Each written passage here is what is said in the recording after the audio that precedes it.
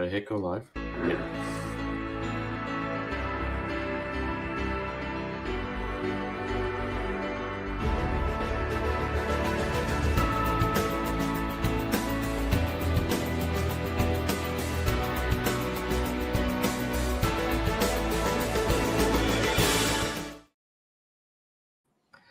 Good morning, everybody. And if you're hearing my voice and you're seeing me live, then that means it is another episode of the Business Unscripted podcast.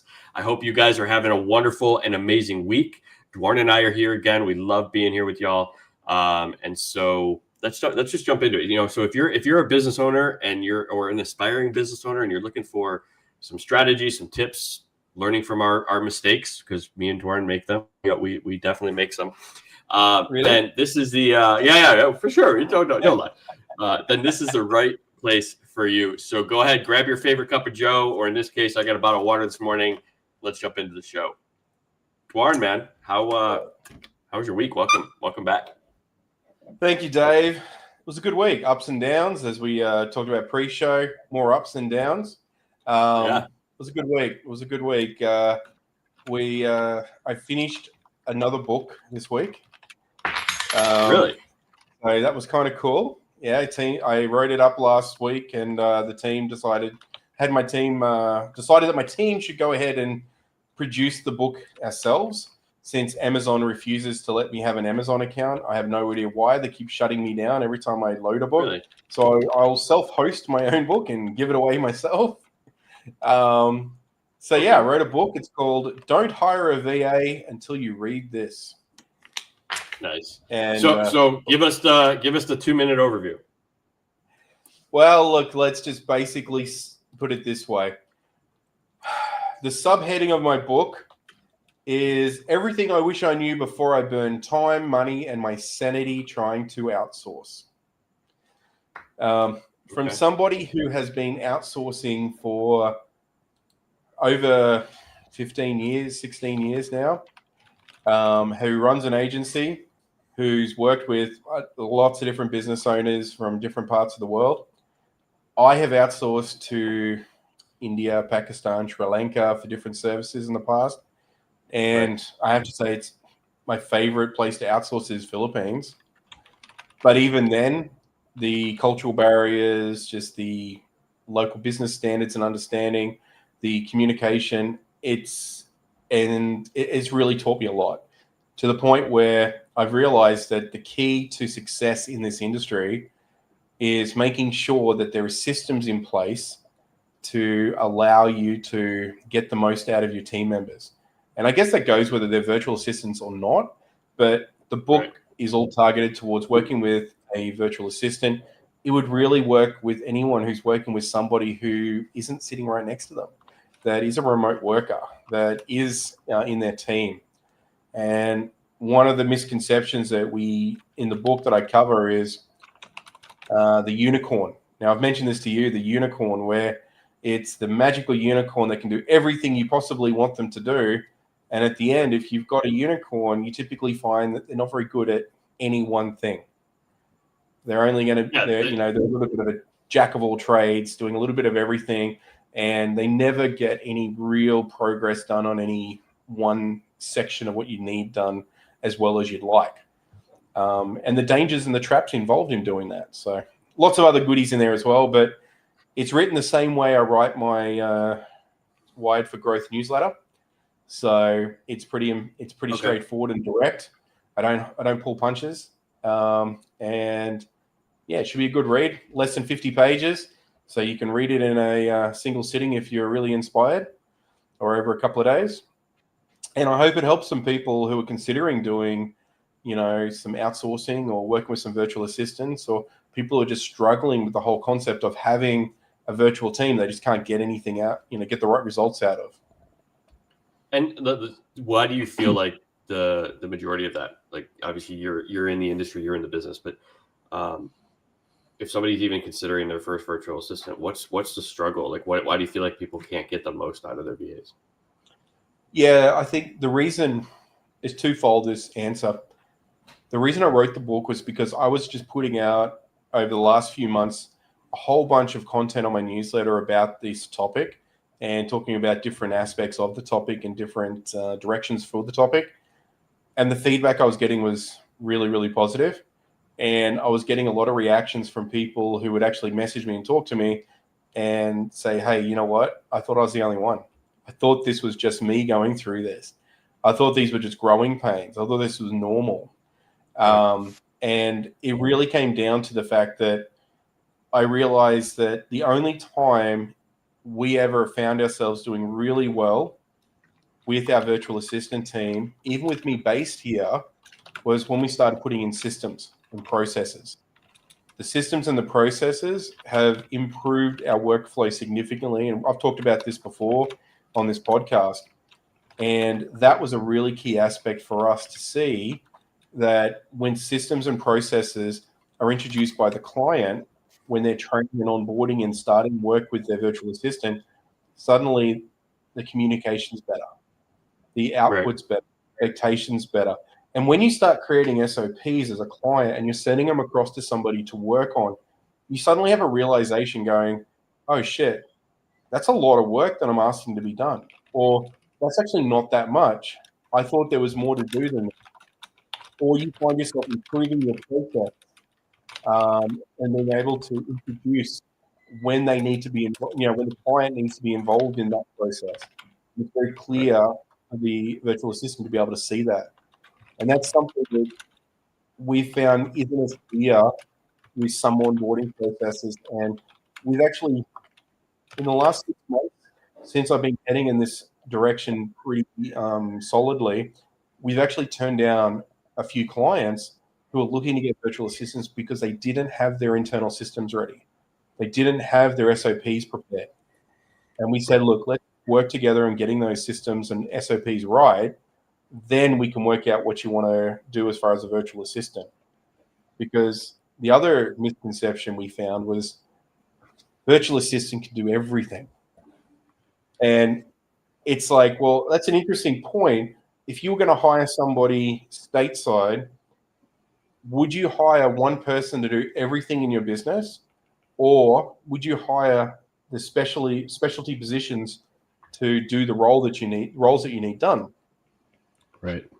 Solution that, because you're dealing with, from outsourcing point of view, you can actually get these unicorns that can do everything for you as well.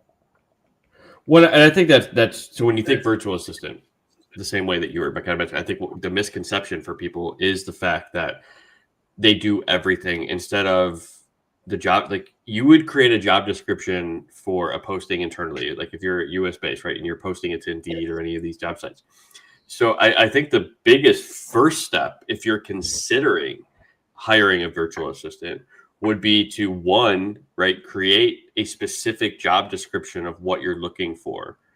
And then two, after that would be then to take time to then actually, kind of design, right, their day-to-day. Like, what are the actual tasks? What are the outcomes that you want to see? What are their, kind of metrics that you want to monitor with them before you even hire somebody? Because one, it's going to help you in the interview process. Two, it's going to help an organization like yours, Warren, actually find the right person. Whereas if you just say, hey, I'm going to hire a virtual assistant, they reach out to you. I just need a virtual assistant to help me with admin. Well, admin can mean a lot. Absolutely. You know what the biggest, I love that, Dave. I think that is spot on. One of the biggest things that we get asked when we get asked for a virtual assistant from American and Australian clients is this: I just want someone who can speak good English. And I'm like, well, do you want them to be able to speak good English or be able to comprehend good English? Right. Because there's a difference. And comprehending is superior in all senses when it comes to communication. And if they're not able to comprehend, and it's like you were saying, I think virtual assistant has become this blanket term for outsourced staffing from a third world country or from a country that has cheaper labor hire, than you can get local. And that's needs to be, I think, readjusted, because virtual assistant has specialties. It's no different than anyone else. Virtual assistant is just an outsourced staffing solution that can specialize in different roles. Like if you've got one with an accounting degree, you wouldn't get an accounting degree virtual assistant to do all of your graphic design work or your web design and development. Yeah, I think it should be instead of like virtual assistant, it's like it's more like, hey, I have a virtual accountant, or I have a virtual graphic designer. You know what I mean? And kind of be specific with it. And I think you're right. And it's weird because those type of terms happen in general. Like you hear the word coach thrown around the same way, as virtual assistant. Everybody who's virtual wants to call themselves AI, yeah, internet business, all these different terms that are very generalized. I remember back when I was studying IT years and years ago, it was like, oh, I'm going to study computers. And I'm like, what specialty are you going to have? Or what do you mean? You're going to do development? Are you going to do hardware? You're going to do software, networking? What's your specialty? Nowadays, there's so many other aspects to it, cybersecurity, et cetera, that go into it where people specialize. What people, I think, need to start realizing is a virtual assistant to help you might not be one person. It may be a team of virtual assistants who are specialized in different tasks, just like you would hire if you're building an office team back in the States or back in Australia. The only difference is you're hiring people who cost you a fraction of the cost of local wages, who work in a different time zone, but can match, but still match the time zone that you work. So they'll work night shift if you're a US, or early day shifts if you're an Australian client. But it gives you that capability to have these teams that you might be able to afford, where you may not be able to afford local teams. And I think this is where there's a misconception. We've had conversations with people, and one more recent one that we had was where initially they were looking for someone who was a specialist in CRM, who was able to develop the CRM out, build websites for them, create marketing strategies, go through and do admin work and filing as well. And I said, well, why do you want all that? Well, that's what we need right now. I said, okay, so after the first 3 to 6 months, when you've got all this built out, what do you want them to do? And there was this blank stare of realization where I was like, oh, yeah, you're right. We kind of hadn't thought that far ahead. We just know this is the problem we have right now. So the realization at that point was maybe that's not the right solution for a virtual assistant. So one of the things that I typically talk about when I start the conversation with clients is, tell me 3 things that you had to do today that you wish you didn't have to do. And of those 3 things, how many of those could you have delegated if you had somebody who you could have delegated those to? And typically 1 to 2, sometimes even all 3, can be delegated to a virtual assistant for them to take care of. It's not the old days where virtual assistants would be the ones who would organize your calendar and your email and then, transcribe. They were an actual assistant. That was the thing, right? It was all that was the thing. They used to be. That's what it was. Exactly. And so I think, like you said, it's now so ranging in terms of services that you can essentially get virtually. And so it's one of those things where you just got to be careful. You don't want, and like you said, it's definitely a big misconception. And there's kind of one, I guess, or 2 ways, right? We can kind of go forward. The one I think I really want to talk about is the systems, right? Because you talked about it's important to have the system set up. But the other one is another way that you kind of said it is, you're not thinking long term. They're just thinking short term, what they need an assistance on. And in terms of, essentially when you hire a virtual assistant, you don't want to hire for a temporary role. Like virtual assistants, you want somebody that's going to grow with your organization, grow with your company. And then the third aspect that I think I want to kind of cover for the rest of this episode, we can kind of go over all 3, is the feeling of underpayment. And that I think is a big misconception from US based owners that I've talked to, right? They're like, oh my God, you're underpaying. Like, why would you child labor, all that kind of stuff, right? Whatever they want to call it. But that misconception, and I guess let's start there because that's a big one. Sure. And it was enlightening to me, right? Because obviously you're in the Philippines, right? Me and you talk a lot. And my enlightening point came when you and I were having a conversation and you had mentioned that you had just gotten DoorDash from McDonald's.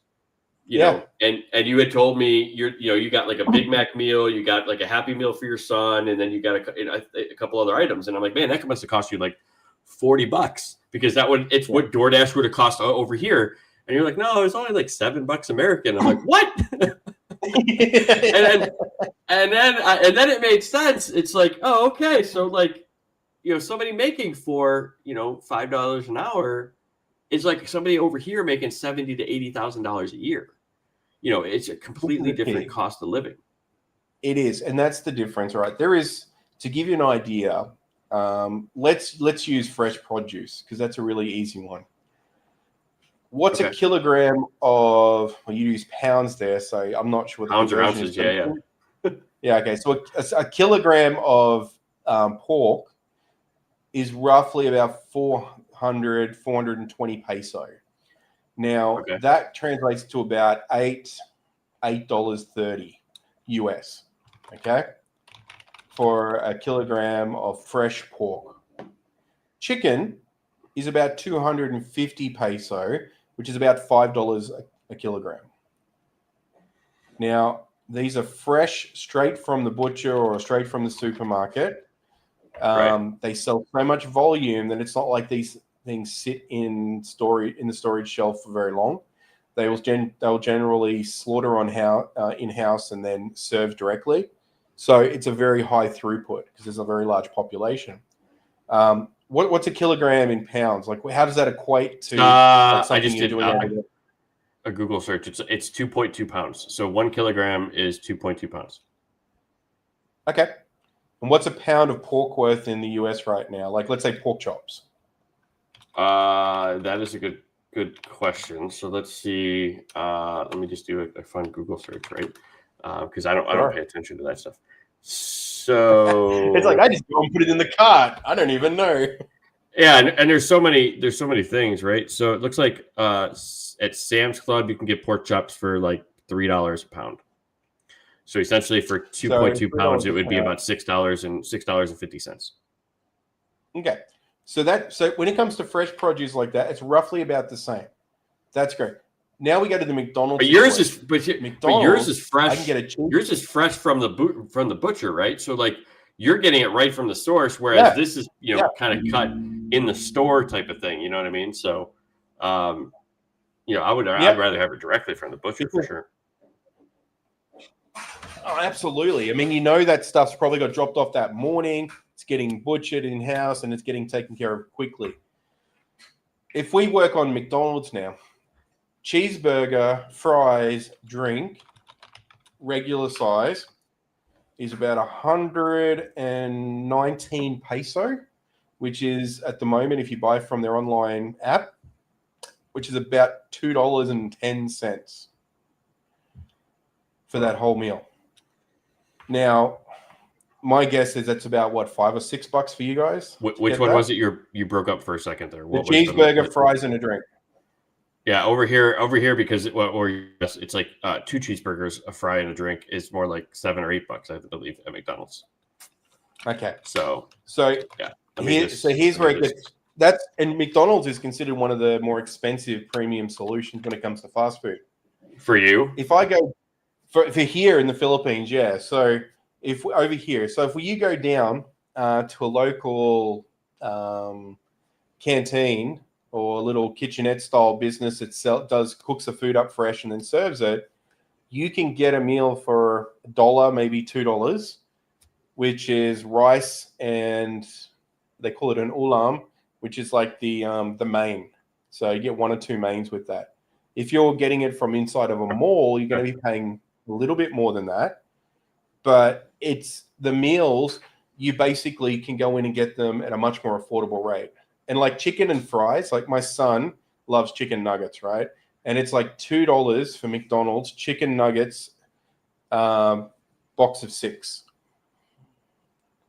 So when you start looking at it, eating is a little bit more affordable here in the Philippines. Things like gasoline and diesel is actually probably on par with the US, but majority of the people here use public transport, and the public transport is much, much cheaper. Like I can travel across town inside of a taxi or a private taxi with no, like a private vehicle, like an Uber. We call them Grab here. I can travel across town for an hour inside for about 250 peso. So that's about $5. Okay. Now you're probably spending a lot more than that to be traveling inside of an Uber or a taxi or a lot something. Yeah, so a lot of taxis charge you $4.99 just to open the damn door. And then Ubers are the same way. You know what I mean? Like Uber, typically a ride on Uber is no less than $20. For where you want to go. You know what I mean? Yeah. I'm sure you can get some for like 10, but that you're going like from here to the convenience store that you could probably walk. But yeah, most of them are going to talk 20, 22, 23, $24. So and so let's take this one step further. We look at boarding houses with rooms, right? Yes, they're not super glamorous, but it's a very common thing. So imagine like a dormitory style room where you get it just a single occupancy. You get an average price inside of the city where I am in Davao is around about 2,000 to 3,000 peso, sometimes up to 4,000 or 5,000 peso if it's a bit of a nicer area. So peso, 1,000 peso is worth $20 roughly US. So $20 per 1,000. So you can get it as low as $40 a month to as high as $100 a month. To $100 a month. So put that in perspective. When you're paying your rent and it's taking up, and that's the costing of it, if you want to get a house, you can get a house, rent out a house, or a condo or a unit or an apartment from 5,000 all the way up to 100,000 peso. So depending on how prestigious you want this to be, but the average, condo unit in our area is about 8,000 to 15,000 peso fully furnished. To get a house, depending on where you're getting it, you can get them as low as 5,000 through to, 12, 15,000 peso for a modest house in an okay area. That's in a proper subdivision. You can also rent them in the less desirable areas for cheaper than that if you wanted to. So cost of rent is also significantly less when you start looking at it. So there's certain things which are on par, but then there's a lot of stuff that falls below par and the cost is much lower on it. And for the majority of things that people use more often, it's cheaper. Right. Well, and if you think of gas, right? Like you're on par with the U.S., but as you said, because the majority of people don't drive, right, or don't have gas vehicles, so the cost needs to be higher because of the demand, right? The demand is lower, so the cost is higher. Well, the other thing is, if they do have a vehicle, it's typically a motorcycle, and we're talking about 125cc motorcycles is the average, which means they're probably going to put, a couple of dollars a week worth of gasoline in the engine, in the tank. So it's not that expensive to run those around for a week. Yeah. So when you start looking into it, the vehicles match the salaries that they can get. A brand new scooter, Yamaha scooter, you can get here for about 60,000, about $1,200 US. Brand new Yamaha scooter, registered on the road, ready to ride. So you can finance that for $1,200 US. Wow, that's not bad. So when you start, that's like the base models, but that's still perfectly susceptible. It's one of the most common motorcycles in this country, and it's called the Yamaha Mio 125 Sporty, and it's a very, very common bike. These things last a long time. They work really quite well. They're very easy to use and very easy to maintain, very cheap to maintain, and they're super affordable to run. When you start looking at these sort of economies, that's what you start to see. More affordable transport options that use much less gas, affordable priced food options. You've got food, like I can go to a restaurant in town here and pay 8,000 peso, $200 if I want to go and eat there. We got places like that, you know what I mean?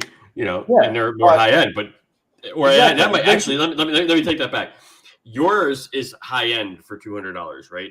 Yes. Here, $200 for like a family of 4 or 5 is just like going to like a Texas Roadhouse for which is not high end, right? High end, food over here in the US is going to cost you, $500 or more, depending on who you're going. I totally hear. And one of my clients who comes over here regularly, he's from Australia. He's got himself and one employee back in Australia, and he told me the last time he went out for Christmas dinner, they went to a buffet and they spent 300 Australian dollars, between $350 Australian, to eat dinner, have a nice meal, have some drinks afterwards. We took out 25 staff while he was here in the Philippines, and we spent $180. Wow. And that was, everybody was full. Everybody got drinks. Everybody got food. There was leftover food. Everybody got dessert. Right. And everybody enjoyed it. And we're there for a couple of hours. I think time. So hopefully we've kind of, yeah, I was going to say, hopefully we've definitely dispelled the myth, right, around the salary. So if that's been a hesitating force for you in terms of, well, I just feel like I'm underpaying people, you put it in perspective. And when you're paying somebody that $4, $5, $6 an hour, that's like you paying somebody over here in the US, $60,000, $70,000, $80,000 for the most part. Let me put in one more thing in perspective for you, Dave. The minimum income for an average laborer here in the Philippines, I think, is between 400 and 600 peso a day. So we're talking, what's that? $8 to $12 a day, US, roughly, for the whole day.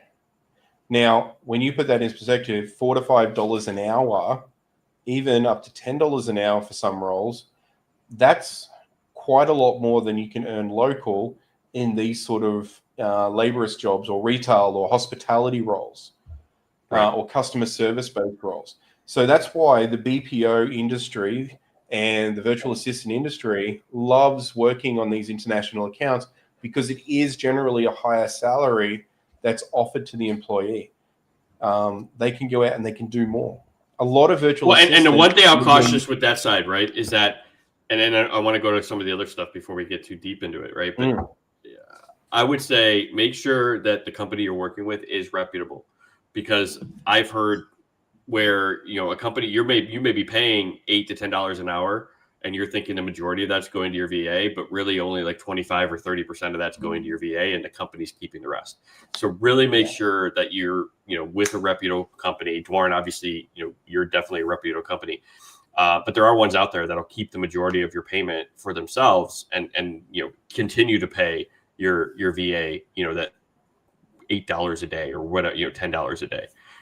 Where again, they're probably going to then leave, so you got to keep that in mind too. They're probably going to leave for another, international account if they need to. So that's a really good point. We've got clients that have been with us for a decade now, and one more, 12 years now he's been with us, and his oldest employee has just gone 9 years, and he just had one went 9 years, and she finally decided to go look for a job somewhere else just for a change. She, not for no reason, then she just felt like she needed a change. So 9 years working on the same account. I've got a couple in my direct team for the web design and development portion who have been with me for close to 10 years now as well, 7 years on a couple. So when you look after them and you pay them right and you give them the respect and the perks, it makes a world of difference. So yeah, definitely work with the agency. Make sure they understand the client, what your needs are, but also make sure that you as a client understand how they're treating their staff. One thing we do is just simple, is we give up, and we tell clients this right up front, is that every staff member gets a paid day off for their birthday. And that one little thing, but that's huge, right? I mean, for somebody who goes, oh, I feel special, it's my birthday, I get to have the day off. If they can't have that day off, they can take that day off within a month of their birthday. They just have to file the leave request for it. So they can line that up with a long weekend or something if they want to. So there's all different ways. It'd be hard pressed to find a lot of companies around here that don't do that. I mean, there's a lot of companies that don't even think that way. You know what I mean? Exactly. And it's just little things like that, right? I mean, so yeah, I think you're spot on there. It's do the research yourself, interview a few different companies if you're not sure, and don't just settle. And definitely have yourself a job description. This is one thing we're insisting on. And if you don't have a job description, we're actually going through the process now for clients where I will interview the client and then prepare a job description based on the conversation that we have for review and sign off to make sure we understand what the role is properly so that we can hire the right fit for the role, ask the right questions to fill the roles. Because then when it comes time for that next step with the systems and the processes, we know that this person is going to be capable of following those systems and processes because they've got the foundational skills required for that. Right. No, 100%. And I think, you know, the logic step here is going to be what do you feel, and we're going to make a transition right back to the systems that we were talking about. Yeah. Besides the job description and all of that, what do you feel are like the first maybe like 2 or 3 systems that are really important for somebody to be successful with a VA? Right now, you need to have a clear communication system. You need to establish the clear communication system. In that communication system needs to cover the methods you'd like to communicate, whether it's instant messaging, and then you have to have a long form messaging format and an in video voice format option as well. Typically, you can use one system. So if you've got like Google Business Suite, you could use the Meet for the meetings, Chat for the instant messaging, and then use the email for back and forth and sharing documents. Or you could use Office 365 if you wanted to as well for a more secure solution. But communication's a big one.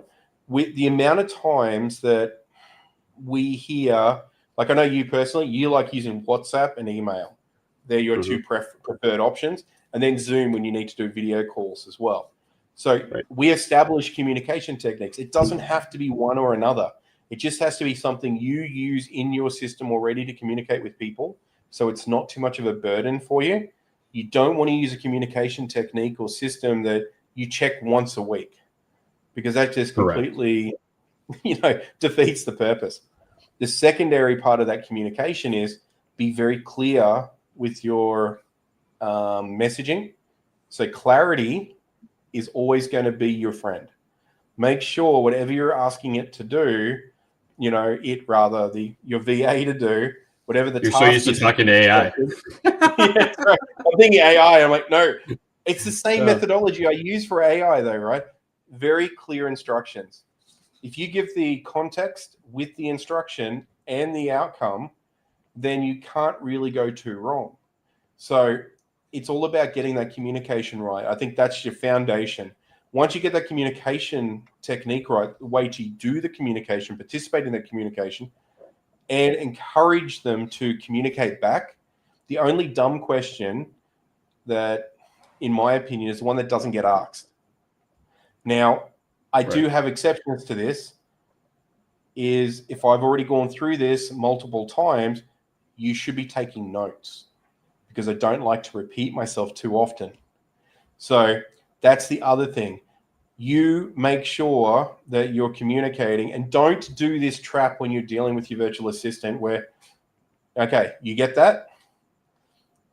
Yeah. Because when you do one question where you're giving them a chance to say yes, they're just going to say yes. Instead, switch it on its head a little bit and say, right, so tell me what you're going to do. Right. And get them to explain what they're going to do. And you're going to pick up pretty quick if they get the project or the task that you're giving them. And that's going to really help you get a better outcome. Well, what I found with that too is making sure that obviously you have a good note-taking system, whether it's an automated system or, or just use the integrated one and, whatever system you use. I know Google's got an integration, Zoom does obviously, but have a good follow. I think, right. I think what goes along with the communication is going to be the follow-up system, right? Like, what is your follow-up and feedback system? 100%. And so on top of that as well, like I add in ClickUp, right? Because it's also then your project management system, you know, and so within that, I would say make sure that you have the steps broken down correctly. If you need to have recurring tasks that you want to have them set up, like, you know, have all of that, because again, and this isn't meant to be like, you know, bad, but the majority of the people that are going to be in that virtual assistant role, unless they're specialized like roles, like for people, the general VA is not going to be somebody that's going to think outside the box. They're not going to be somebody that's going to, you know, be able to create things themselves, right? They follow instructions, they follow process. That's why they're in this role. And so what you as an owner, leader of your organization has to do in order to make them successful is to give them each one of those steps. And as you mentioned, the clear guidance of what is expected. And then follow up with it. And so having a good system like a ClickUp, that's a project management tool slash, you know, feedback system, all of that can be done in one place. And so, you know, to kind of piggyback, so communication is the first system. You have to make sure you have that developed, however you're going to do it.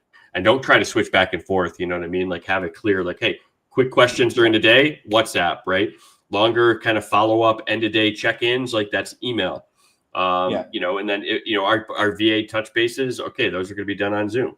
And then you're going to manage all your tasks and track your time and do all that on ClickUp. So when you have that in place, it gives them direction as well. And so if you don't have that yet, you have to figure that out. You have to document, okay, here's how I'm going to do these things with my virtual assistant. And then once you do that, then go in and dive a little bit, you know, deeper into that and say, okay, here's how I want to set up my project management system. You know, here's the tasks that are going to happen, how often I need them to happen, you know, what is the outcome, you know, where are they going to post it? Because all these things can be done in the instructions. But I'm assuming and I'm hoping, so, and I'm not perfect, you know, when it comes to my systems. I know, you know, Dwarn, you and I talk about it a lot. We definitely got to improve a little bit. We're always improving. And I think, you know what? I think that's a great point. Systems are not rigid. Systems are designed to improve. And if you find your systems are not working, don't be afraid to change them. Don't be afraid to improve them. And encourage the people who are working within your system, e.g. your VA or your staff, to suggest improvements. If they are feeling that it's broken, suggest an improvement. If it's something that they're suggesting and you have a genuine reason for doing it that way, take a minute and explain why you do it that way. And you may find they have a different realization, or they may say, okay, well, based on that, then maybe we could do it this way. But for those people who are out there who are feeling like, oh, this is sounding expensive and for software or very daunting, what you're describing there as a project management system could start out as a simple spreadsheet that could be broken up into task management, which you can create yourself or download a template, or you could go and get yourself free licensing for up to 3 or 5 accounts in a lot of cases with software like Trello, Asana, ClickUp, Monday.com, all these different platforms out there that do project management. There's piles and piles and piles of them. The trick that we fell into for a long time with project management systems was we wanted one that was an all-in-one encompass system that did everything we possibly wanted to, including the communication portion. The moment we realized that let's just focus on getting a good project management, task management system, everything else is a bonus if it's there. We realized, holy cow, we don't need all that other crap. We just need a good project management system that people know how to use. And it makes it a lot quicker and easier to set up. And like you were saying, Dave, when you create your processes and your systems, you just go through and refine those steps, add more steps, improve that. You can assign in those steps the milestones, who's responsible within whether you or your VA for each step, so that there's no confusion. The clarity is there, and it's very clear for both parties to know, well, that's being held up because you haven't finished that. What's going on there? Can you give me an update on this? It also gives you the ability to, as a client, to log into that project management system and see where a project's up to without having to go and ask. Obviously, you're going to have to go and ask if it's not where you expect it to be, but it gives you that quick visual so you can then decide whether it's worth your time to go and ask the question or not. Yeah. When you think of that, is there any, in your experience, right, what other systems, if any, do you feel like are necessary? Like, obviously there's a lot more systems that need to be built, but is necessary in order to kind of, maybe just get started with, their first assistant, even an employee. Like, it doesn't even necessarily have to be an outsourced. Like, it just be that, what do you have in place, right, for even your first employee in your business? For me, it's what's your upskilling and internal training look like? Because when you bring on somebody, like we talked about earlier, they may be in line to do a certain task for you initially, but that job is probably going to progress into something or develop and evolve into something bigger or a little bit different. So if that's the direction you want to take that employment, then create an internal process for upskilling. There is so many free courses or very budget-friendly courses with Allison.com, Udemy, Coursera. There's so many options there where you can upskill your employees. Give them an hour a day to go and do upskilling and follow up with them and see how they're doing it. If you've got somebody who's you think you'd like to move into a project management role, but they're not a project manager yet, then, or you just want to see them get better at project management, put them through a project management course. If you want them to get better, or be able to help you with graphic design, put them through the free Canva Academy, where they can do Canva up, improve their Canva skill sets. What that does is also encourage your employees to want to upskill, want to improve their skill sets. We had this situation just recently where I got a call earlier today where one of my clients was driving his friend who's in the same industry as him back from the train station where he'd picked him up. They'd gone out for dinner, dropped him and his friend and his wife off, and he just happened to pick up a call from me while he was in his car. And he said, I just wanted to tell you, my guy who's in the office, his VA, just completed a diploma in IT support. And I'm like, oh, really? He goes, yeah. He said, that's like a 30-hour course. And he said, and he passed it. So you know what I did? And I said, what's that? He goes, I brought it up in our team meeting that I was really proud that he'd gone through the effort to do that over the last 4 weeks. And I also told him that I would pay for the certification. So now I'm going to pay, and it was like $20 US that he was going to have to pay to buy the diploma certificate for that particular employee. That employee, what do you think they're feeling right now? They're getting so much gratitude, appreciation, and they get a certificate that they can use for their future. And they've got a skill that you can use within the job, which means he's now got a progression path where he can do a little bit more than what he came into the company to be able to do initially. So I think you've got to look into that. You've got to have a plan long term. Because if you just suddenly decide to change direction and say, oh, look, I want my VA to go and do graphic design. Well, guess what? If they're an accountant or an admin, they're not going to be able to do that off the bat. They're going to have to do some training. They're going to have to do some practice. They're going to have to do something. So have an upskill plan in place. And I think that works with regular employees as well, because the way you keep employees these days is you've got to keep them interested. You've got to show them. They have to be engaged. Yeah. I don't remember the study, but I remember a couple of years ago, the fact that less than half, I think in the US, less than half of the workforce is engaged with their employer, because of the reason that nobody pays attention to the culture anymore. It's one of the things that I did, for my team was one of the, I always, at least once a month, we went out as a team for lunch. And the idea was that they picked the place, they got to rotate and each person got to pick, a place that we went out to lunch. We didn't talk business when we were there. The idea was that we were there to, kind of just, hang out, get away from the office and exactly. Socialize, be there. The other thing I did to kind of help with the team is our team meetings were led by the team. It wasn't me kind of dictating, right? Or here's the team meeting. it was led by the team so that everybody felt like they were getting involved. They all kind of give their updates, every week it kind of rotated and everybody's engaged at that point. And the other last thing, I think I did other things, but like the other thing would be, at least I felt like this was the biggest thing that I did was, I was always there, right? I was always open for questions. I never demeaned any of my people because things were, didn't go right. And I made sure that in the team meetings, I gave that kind of celebratory, I praised in public. And if there was an issue, more often than not, it was behind closed doors, right? Maybe if it was a group issue, we talked about it as a group.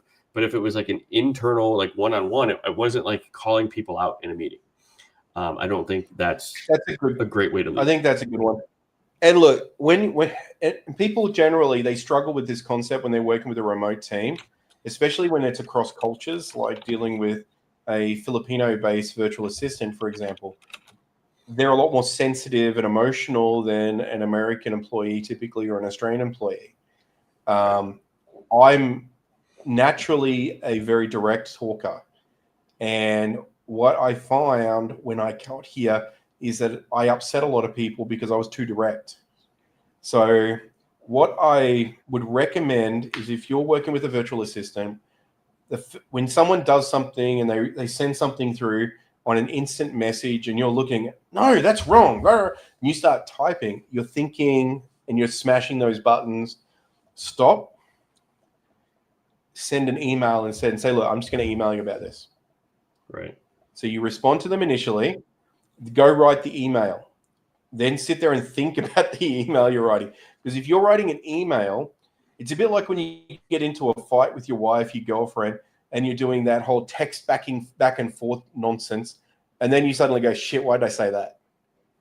If you do, right. If you get too emotional and heightened and respond and then don't think about it, you don't get enough thought put into it. And then you might reread and go, no, that's not what I really meant. Oh, that came out the wrong way. Instant messaging can be horrible like that.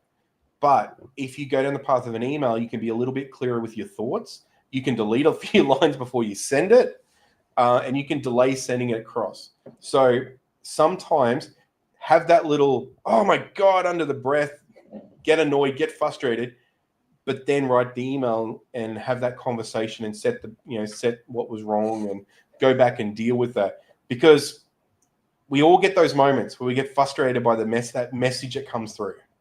So just find a way to communicate, not directly, straight away, because you might find yourself saying something, or if you're rushing to a meeting and you're reading, you might misread something, might have got lost in translation. You go back and read it later and go, oh shit, that wasn't as bad as I thought it was. But you might have, by that point, have already offended somebody. Yeah. So, yeah, I typically find myself going down that path. I mean, and here's the cool thing with AI, I have this thing where I go, make myself sound less like an asshole. So if I'm really frustrated, I need to vent, I smash it into ChatGPT. Yeah.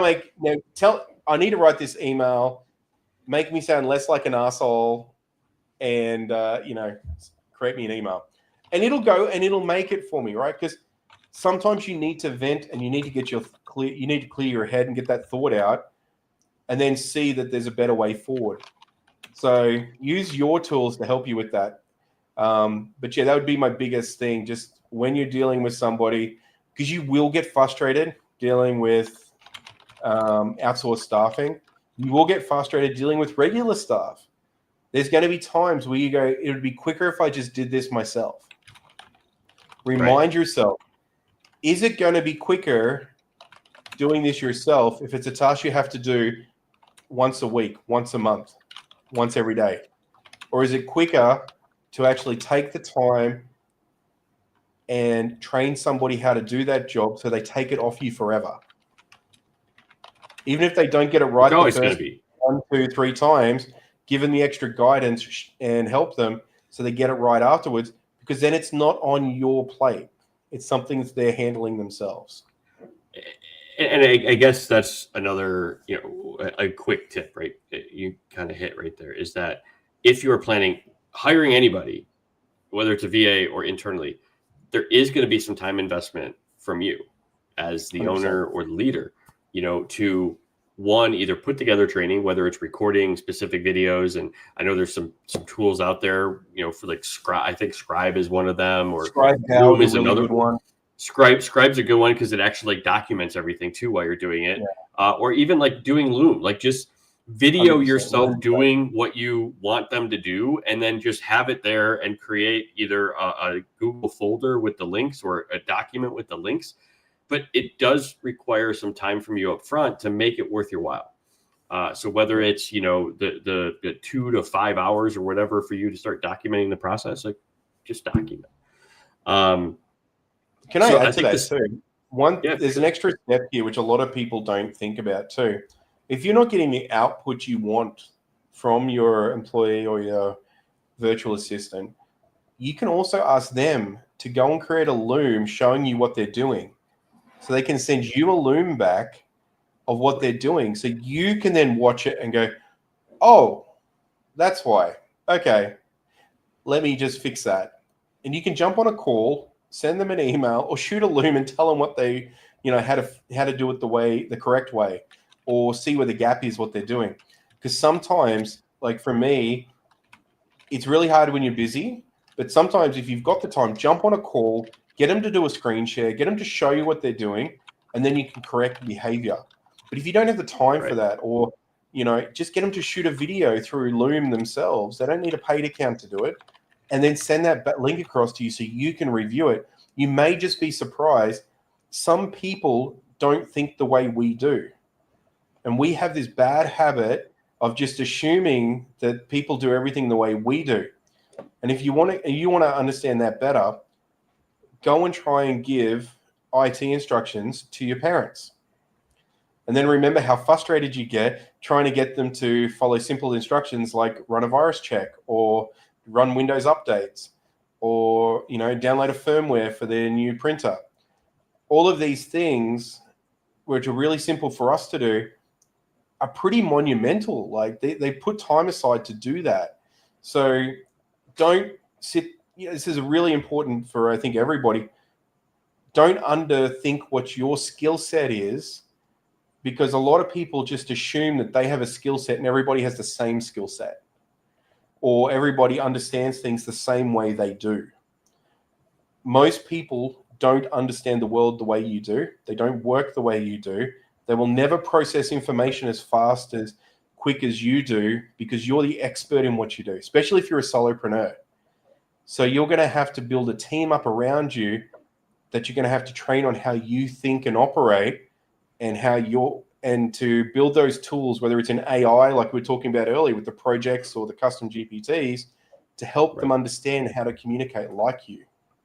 But the biggest piece that you have to realize, and this is sometimes part of that to get over, so it was a kind of an idea for me, because again, I was one of those things. It's like, why? Like I knew I gave that to somebody when I worked for somebody else that was an entrepreneur that was just starting out, but 95% of the people that you hire are not going to be as bought into your business as you are, right? It's not theirs. There's no ownership there, unless you are one of those like 5 to 10% of businesses that probably have employee ownership. But if you don't, and they're never going to be bought into your business like you are. They're never going to feel, they're not, again, I've said this before, they're not staying up at night, right? Because payrolls due, and you're not sure if the money's going to be there because invoices are outstanding. They're not the ones that are stressed in over the weekend because you don't know where your next leads are going to come from or what your marketing is or anything like that. That's you. And that's because it's yours. It's your baby, right? It's your system, or your partner, if you have business partners. But no employee, you can't expect that from. That is so unfair to expect them to want the same level of kind of success that you do, because they're never going to get it working for you, because it's not their business. They're not growing something that they get value on. They're trading time for money right now.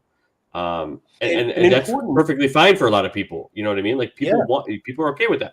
So, but you can't have that expectation that they're going to be bought into your business. For them. Mm-hmm. It's not a business. It's a job for them. And that brings me to one other really important thing. If you're going to, when you have an employee, whether in any instance, you need to create KPIs. You have no idea how many times I've spoken to employers and I said, what's your KPIs? And it's, oh, we don't really have any. So how do you measure and evaluate if someone's doing the right job? You have to have set outcomes that you are measuring them against, which they are also aware of, so that you can actually then clearly articulate whether they've actually met the expectations you've set. Now, this is especially important when dealing with a virtual assistant, because a virtual assistant might just assume you're not yelling at them. You're not telling them they're doing the wrong thing all the time, so I must be doing the right thing. But the reality is they may not be doing everything you need them to do, because you may not have told them what the real KPIs you want them, or you're tracking them by.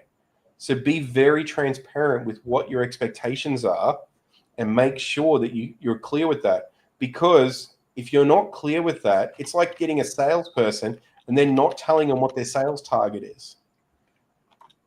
They're never going to reach a sales target. They're just going to assume, I got a sale this month. Well, no, I was aiming for you to get 3 sales this month. Oh, but I didn't know that. They're always So set those expectations.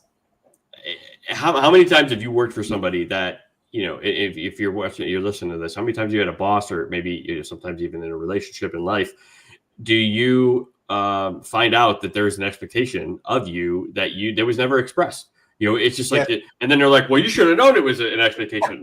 No, sorry, I'm not you. Mind reading. Yes, like if you have an expectation of me, and this is in business, this is in life, this is in a relationship, whatever.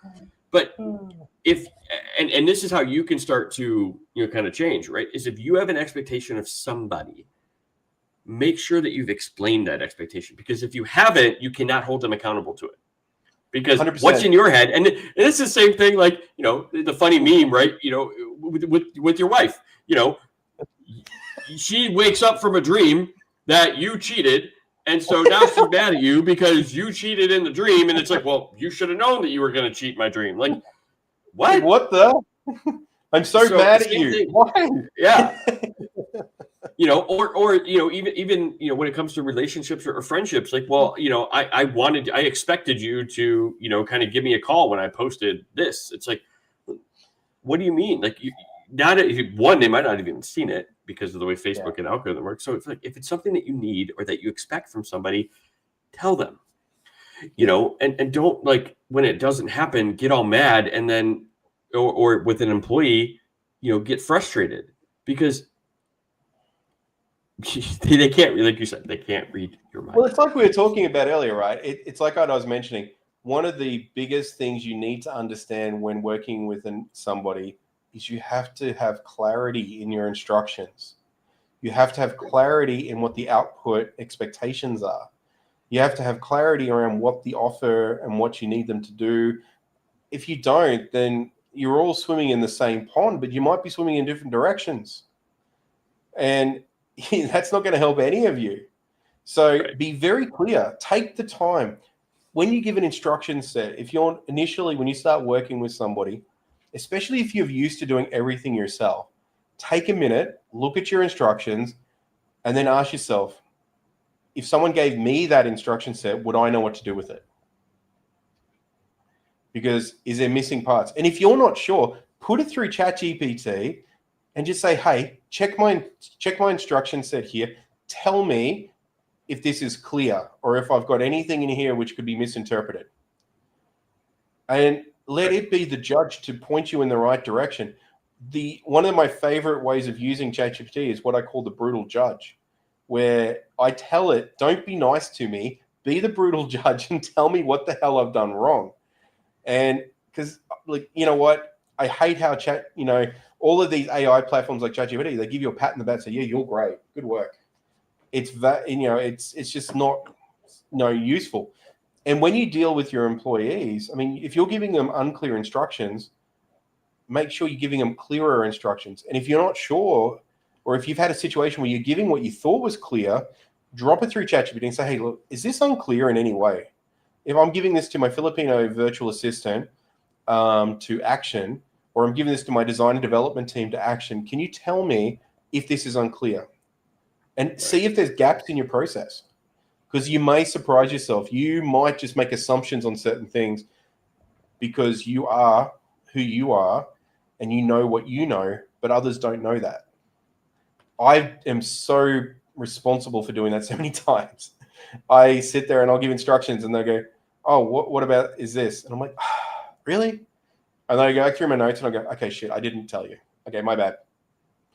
And I used to be that guy who would sit there on the instant message going, I told you this already. Sir, I went back through my notes and I couldn't find it. All right, I'm going to check. I better not find it. I go through and like, Yeah. Yep, you're right. I was wrong. Egg on my face. Sorry. So, yeah, I think check your processes. Make sure they're super duper clear. Make sure that your communication's as clear as you can possibly make it. And you'll have a much, much better experience with your virtual assistant and staff, especially if they're remote staff. And one thing I like what you said earlier was make yourself available, but don't go asking questions that are just yes, no questions when you're working with virtual teams. Ask them open-ended questions that require them to answer in a way that you know that they've actually understood what you've asked. Right. That'll really help you. That'll really help your sanity. Yeah. No, I can 100%. I mean, so with that, I mean, my biggest thing there is you have to realize, right, that you are your number one employee. We said that before. But with the expectation, you have to be communicative.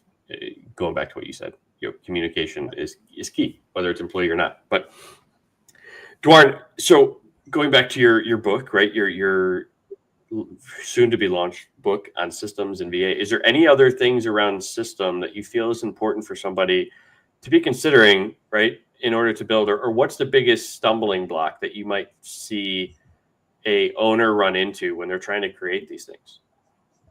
Look, for me, I think you need to talk to somebody who actually has an idea around what a system looks like for a business. Now, if you're very low on funding and you can't work with a specialist, like there's a great guy in Australia, Dave Jennings, who writes a lot of systemology, was one of his books that he wrote. He has some really great stuff. There's a lot of other authors out there. Dave, you're pretty good at systems as well. You can guide people on that. I've had my fair share, although I don't do a lot of consulting these days. Jump into ChatGPT or any other AI platform and just sit there, turn the dictation feature on so you don't have to type this stuff, and just talk to your microphone and say, look, I'm a business owner. This is my business. I'm trying to create processes and systems around what I do. I really need some help. This is my type of business. This is how I do it. These are the sort of things I do. Be very descriptive. You can sit there for 3 minutes talking if you need to, then hit go and see what it comes up with. And then just do a brainstorming session and then just pick one thing and say, look, if I could pick one thing to improve my process today, what could it be? Can you help me build that out?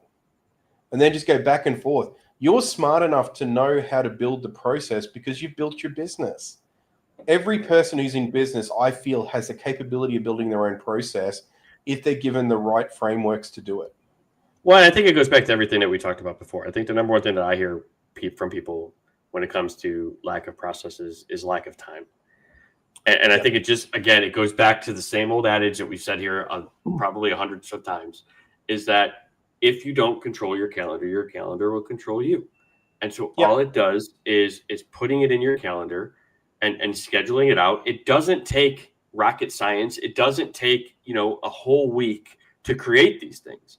Ultimately, if you go out there and you give yourself, let's just say even an hour a day for 2 weeks to create processes and systems and guidelines, if you're thinking of hiring your new VA, isn't that worth it for you to be able to then, when your VA is hired, to have a set in stone, or not it's set in stone, but a set in place process that your VA is going to be more likely to be successful than for you to just continue to go on and be in the fire and be in the weeds all day. And then when you need to hire a VA, it's like, well, I don't know how to help you, but here's what I need you to do. Go do it. Which one would you rather do? I've got a client who's put on a VA because he knew he needed help in one of his businesses. And it just so happens that he got so busy that he's probably been lucky to spend, I don't know, 5% of the time the VA's been on, which has been about 2 months now, with the VA doing training. And I keep calling him and saying, look, your VA is bored out of their mind. They're an office-based VA in this situation. I said, let's get him doing some things. Let's get him doing some extra upskilling, some training. So he's got something he's doing, because we don't want him to be bored. We don't want him getting used to the idea of this is what it is in this role. Because you know what?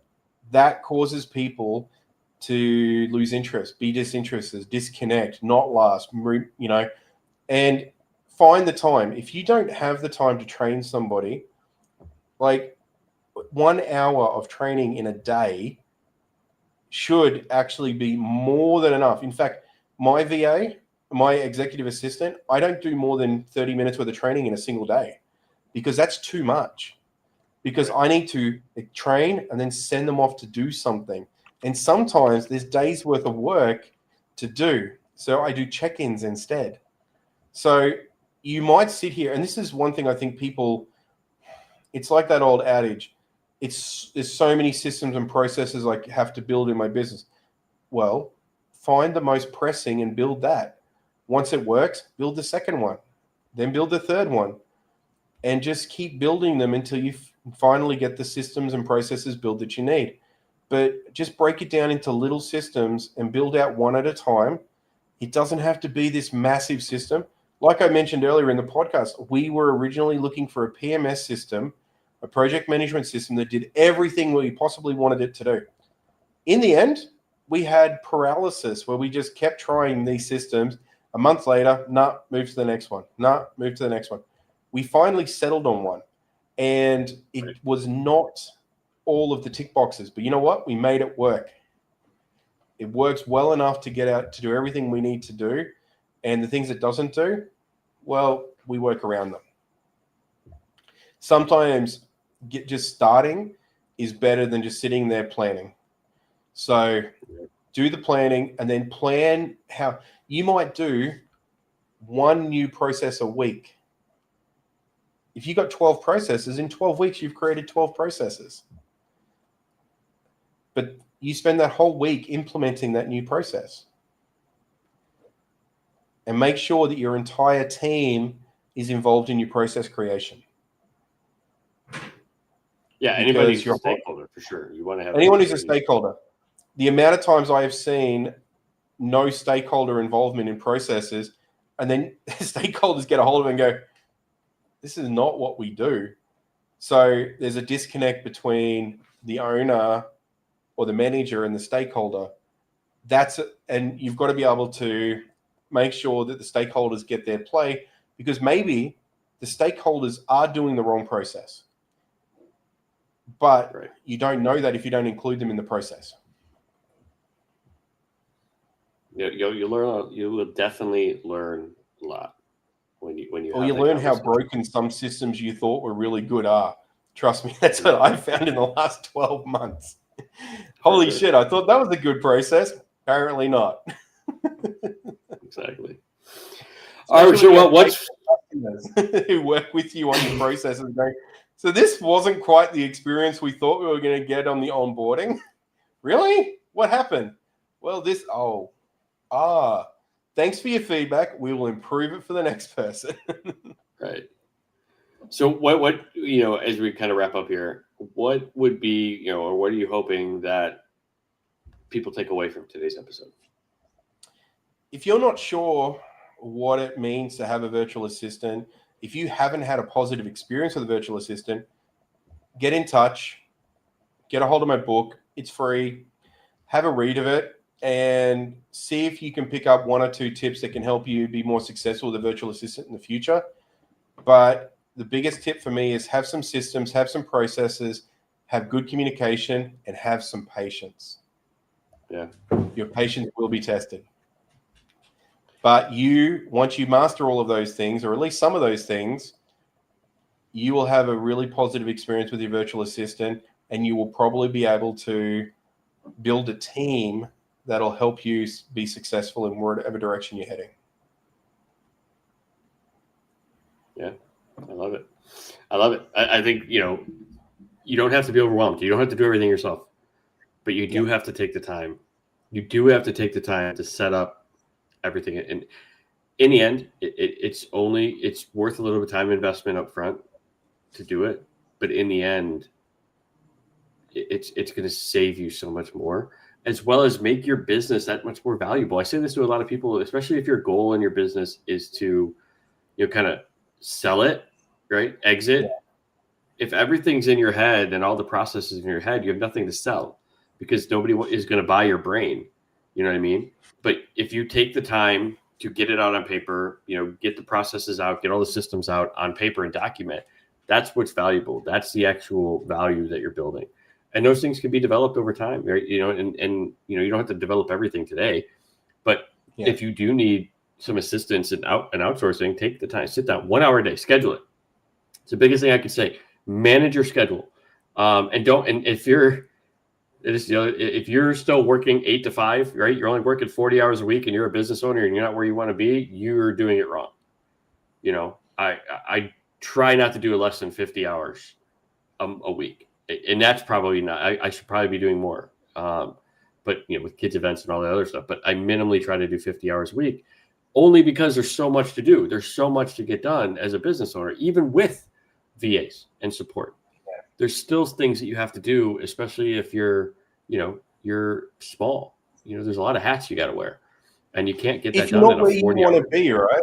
It's like we right. If you're where you're at, if you have the revenue you got coming in, you got the owner's pay, your bills are paid, and you're like, you know what, I'm comfortable. That message is not for you. But if you're like, I want to grow, I want more, I need to do more, and you're still trying to do all of that in a 40-hour work week, your priorities aren't lined up, with your actions. Your actions don't talk about your priorities, And and hiring a virtual assistant is not going to solve all of your problems overnight. It's like trying to say AI is going to solve all your problems and automation is going to solve all your problems. A healthy dose of AI, automation, and virtual assistants will give you a total solution, but none of it's worth a damn if you don't have the systems in place to be able to, or the processes to be able to get the desired outcome that you need.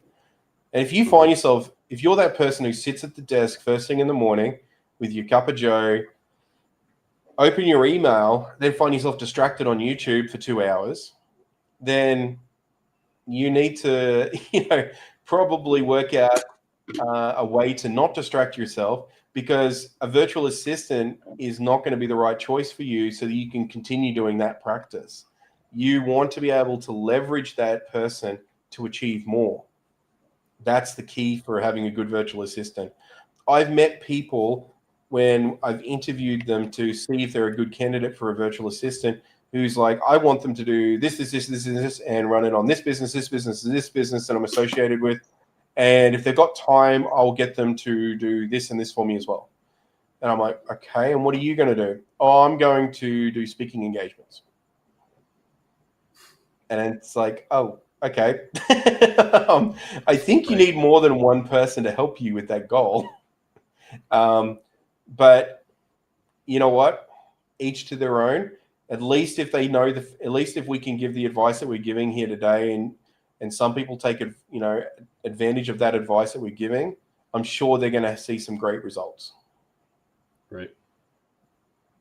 Yeah, for sure. I think, just take 1 or 2 tidbits. Like, you don't have to, again, the biggest thing that we say is try to get 1 or 2 things out of every episode that you could begin to kind of consider, implement in your business. You don't have to do everything, and it's not rocket science. So and here's how you can help us. So if you did get that 1 or 2 things as you're watching the video or the replay, and you're like, you know what, that's impactful. If you could help us by sharing the video, right? Sharing this podcast so that we can extend our reach. We want to reach more people, and we can't do that without you all. So we appreciate you kind of doing that. As well as make sure you like and you follow along. Again, we go live every Friday morning at 8:15 a.m. Eastern. We're roughly around there, depending on if Warren can shut up enough for me to hit the go live button. But other than that, and then if you're a business owner and you want to come on, and let's say you have some educational, informational topics that you want to talk about that you feel people need to know about, there's a link down below the episode. Click the link and you can find and schedule yourself as a guest. We'll reach out, confirm that with you. But we want to make sure that, if you like this, share it, because somebody else in your network may also be going through the same struggle who's a business owner, and you may not know it. But by you sharing it, maybe the algorithm will put the information in front of them just when they need to hear it. So until then, Dwarren, thank you so much for joining me again. Great conversation as always. And for you watching, we love you. We hope you have a wonderful and amazing rest and end to your week. See you in the next one. Take care. Thanks, Dave. See you.